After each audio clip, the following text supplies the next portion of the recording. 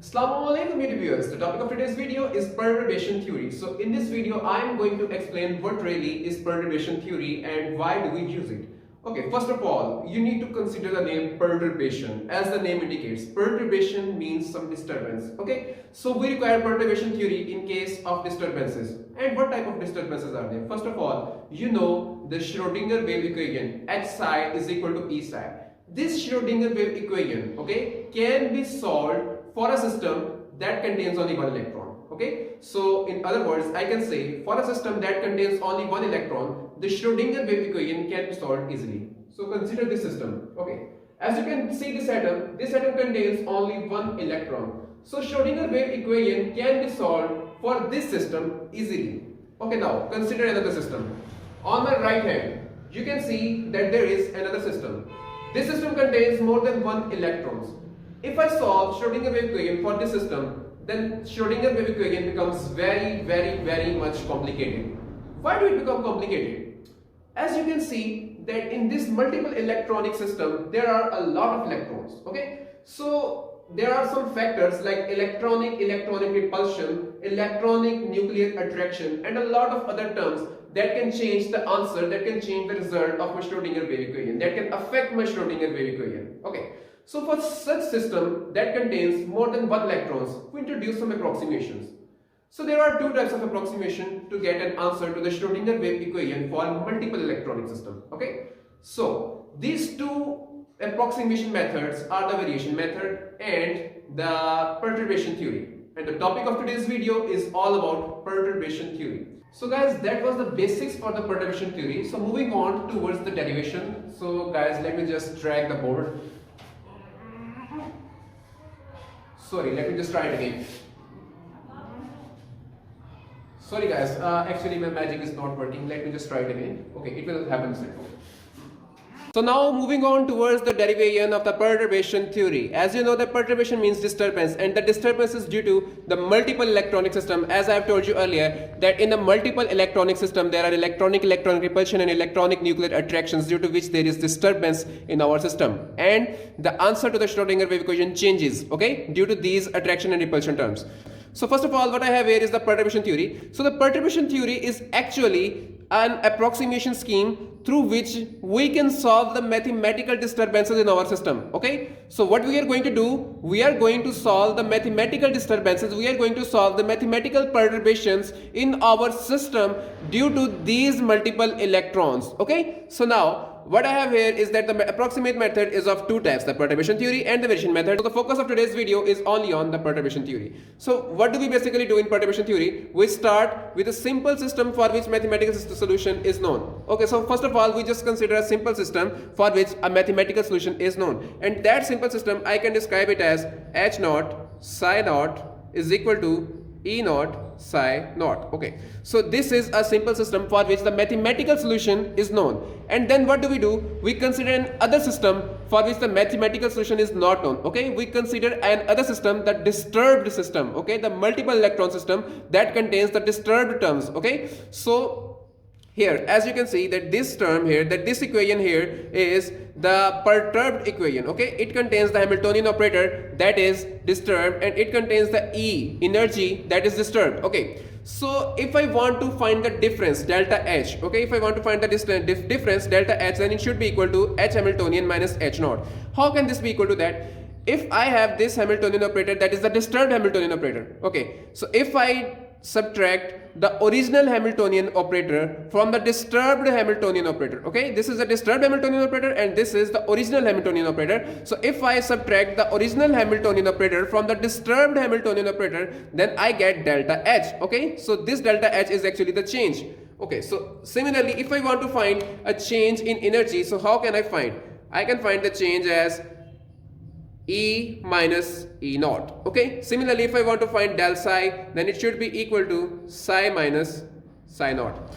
Okay, so using these, what I need to find is the disturbed Hamiltonian operator. Okay, so if I want to find the value of this disturbed Hamiltonian operator, how can I find? This minus H naught will go here and becomes plus H naught. So the disturbed Hamiltonian operator will have the value H is equal to this minus H naught will go here and becomes del H plus H naught. Similarly, del E, if I want to find the value of E, disturbed energy, then it should be equal to del E plus E naught. Similarly, the disturbed psi is equal to del psi plus psi naught. Okay, so what I need to do now is to plug in the values in the equation. Okay, so this is my equation here. Okay, so this is my equation here, and I'm going to plug in these values in this equation. So in place of Hamiltonian operator, I'm going to write del H plus H naught. So in place of this Hamiltonian, I'm going to write del H plus H naught, and in place of psi, I'm going to write del psi plus psi naught. So I'm going to write del psi plus psi naught,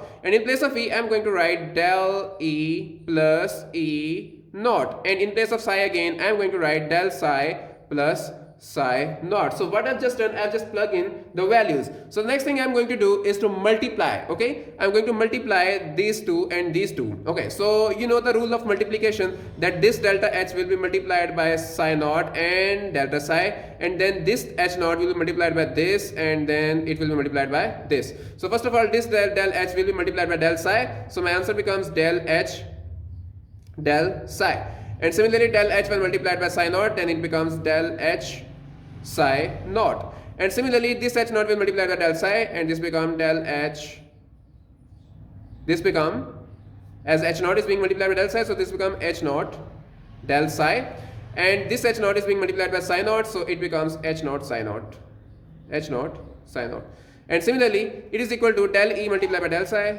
del E multiplied by del psi, okay, plus del E multiplied by psi naught, del E multiplied by psi naught, and E naught multiplied del psi, E naught multiplied by del psi, and E naught multiplied by psi naught, plus E naught multiplied by psi naught. Okay, so now what we have here is the general equation. So moving on, as you can see here, that this term del H and del psi is very small term. Okay, as you know that both of these are disturbances, and these disturbances are very small as compared to the original H and original psi. So if I have this delta H very small and delta psi very small, and both of these very small terms are being multiplied by each other, then answer is also very much small, and you can neglect the answer. So I can neglect delta H delta psi. Okay, so what I've done just here, I've just neglected delta H delta psi. So as you can see here that I have H naught psi naught, and that is equal to here E naught psi naught. As you know that H naught psi naught, okay, it is equal to E naught psi naught. Okay, so this E naught psi naught when come here, then it becomes H naught psi naught is equal to minus E naught psi naught is equal to 0. Okay, so H naught and psi naught are both equal to each other. So when this E naught psi naught will come on the left hand side of the equal to sign, then this term will cancel out with this term. Okay, since both of these terms are equal. So the next thing I have is this delta H delta psi is neglected, and I am left with del H psi naught plus H naught del psi is equal to del E del psi plus del E psi naught plus E naught del psi.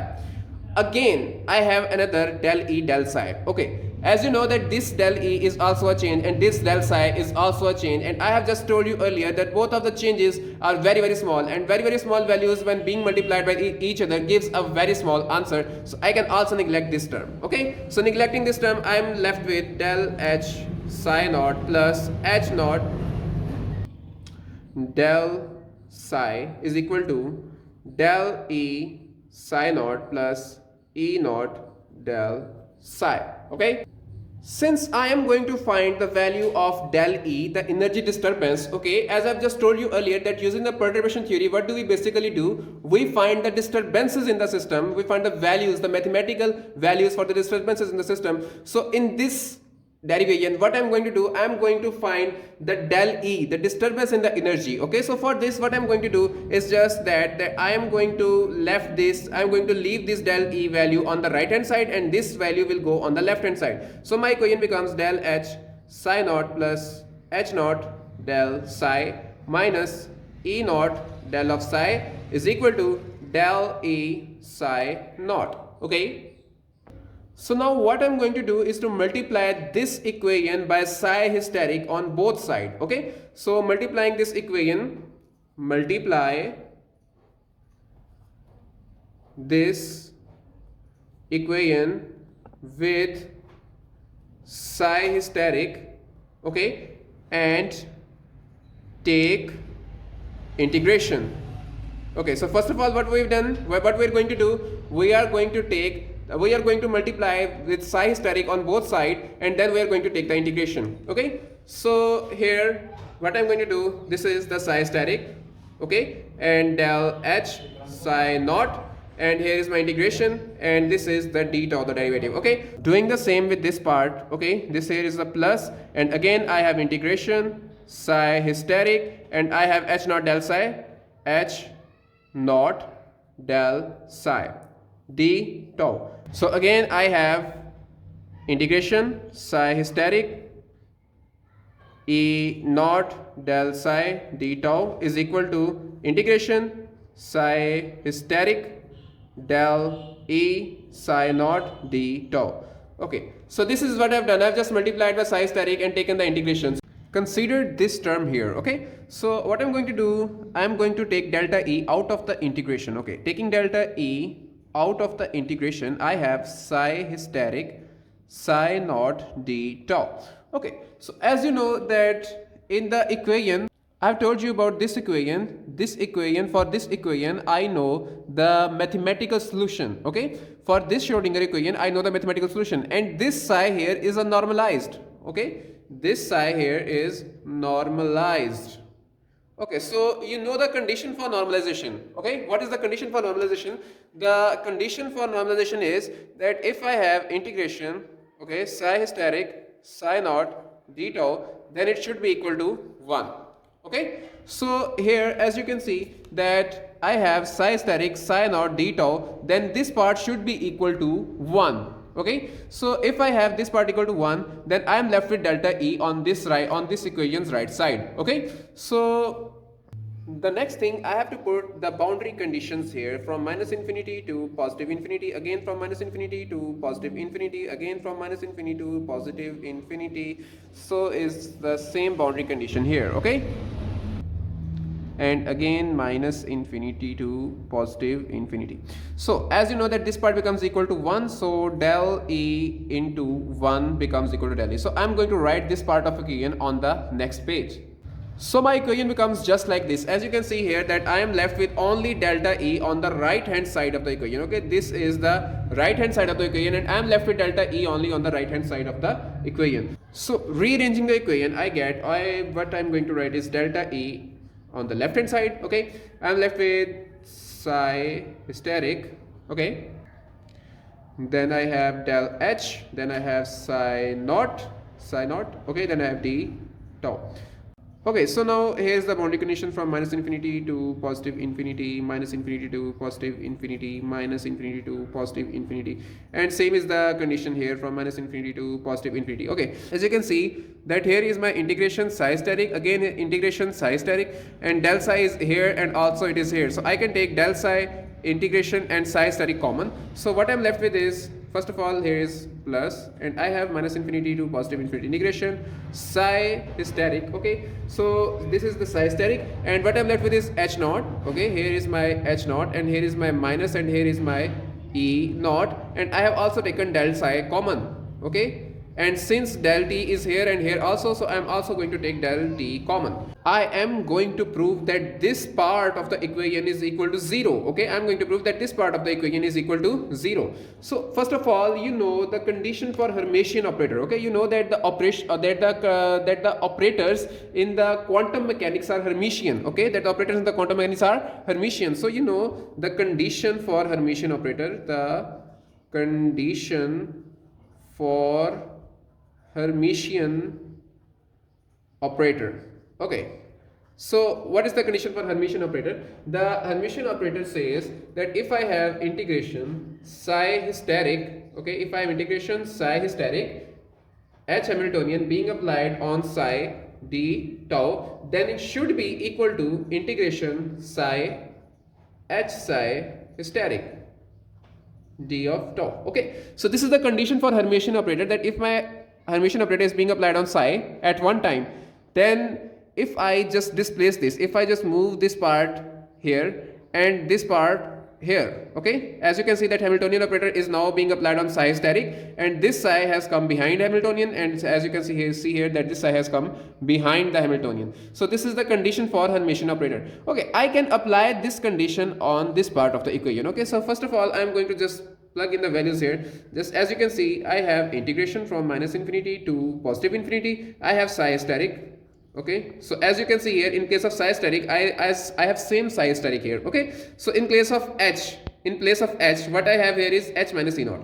So in place of h, what I have here is h minus e naught, and similarly in place of psi I have del psi. Okay, in place of psi I have del psi, and in place of d tau I again have d tau. So it should be equal to integration. As I've told you that this psi will go behind, so this del psi will go behind. So del psi will come earlier. Okay, and next thing I have same Hamiltonian operator. Okay, h naught minus e naught, and the next thing I will be having is psi static.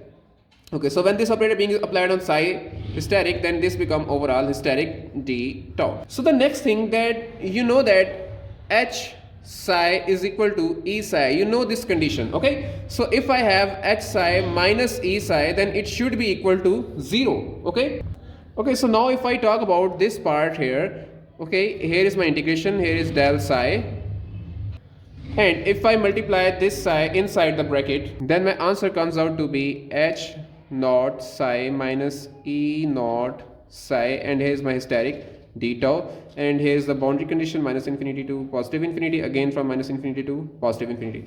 So here you can see that this part becomes equal to 0. Okay, so if this part becomes equal to 0, then my whole this part becomes equal to 0. Okay, as I have told you earlier that h psi minus e psi should be equal to 0. Okay, that h psi minus e psi should be equal to 0. So this part h psi minus e psi, then this becomes 0, and 0 multiplied by delta psi and integration, all of it becomes equal to 0. So moving back, as you know that I have proved that this part of the equation, okay, this part of the equation is equal to 0. I have just proved here that this part of the equation is equal to 0. So I am just going to write it that this part of the equation is equal to 0. First of all, do not forget to write the signs for the Hamiltonian operator here, as you can see, and again you have to write it. Here is the Hamiltonian operator, and here I have grouped in the sign, here again I have missed the sign, here again the sign of operator, sign of operator, sign of operator. Okay, so what I'm left with is just del E. Okay, so now this term here is the perturbation in energy. As you can see here that this term is the perturbation in energy. Okay, and if I talk about the next, this delta H is the perturbed or perturbation in Hamiltonian operator. Okay, Hamiltonian. Okay, so next thing I have is this one. This is my unperturbed. Okay, this is my unperturbed wave function. Similarly, if I talk about this again here is my unperturbed wave function. Okay, this here is the final equation for perturbation theory. For different question you have to find the perturbation in energy, so you have to use this formula here, or sometimes you have to find the perturbation in Hamiltonian operator, so you have to use this formula to find perturbation in energy or perturbation in Hamiltonian operator. Okay, so that was all for today's video. Inshallah, see you in the next video of variation method. Do not forget to like the video and subscribe the channel.